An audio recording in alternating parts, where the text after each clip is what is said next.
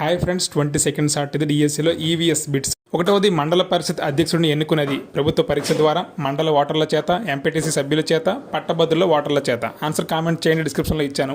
రెండవది, క్రింది వారిలో సరికాని వాక్యం. జిల్లాలోని అన్ని ప్రభుత్వ సంస్థల కార్యకలాపాలను పర్యవేక్షించేది కలెక్టర్. నూతన ఆంధ్రప్రదేశ్లో జిల్లా పరిషత్తులు 26, ఎంపీటీసీలు జడ్పీటీసీ సభ్యులను ఎన్నుకుంటారు. బి మరియు సి. మూడవది, క్రింది వారిలో ఏవి సరైనవి? నగరపాలక మరియు పురపాలక సంస్థలు ఒకే పని చేస్తాయి. నగరపాలక సంస్థకు చైర్మన్ మేయర్, పురపాలక సంస్థకు అధిపతి చైర్పర్సన్. మన రాష్ట్రంలో నగరపాలక సంస్థలు 76. ఆన్సర్ కామెంట్ చేయండి దీనికి కూడా. అలాగే నాలుగవది, క్రింది వారిలో సరికానిది. కేంద్ర ప్రభుత్వానికి నాయకుడు పీఎం, పీఎంని ప్రజలు ఎన్నుకుంటారు. మన దేశంలో 3 స్థాయిల్లో ప్రభుత్వం ఉంది. డి ఏది కాదు.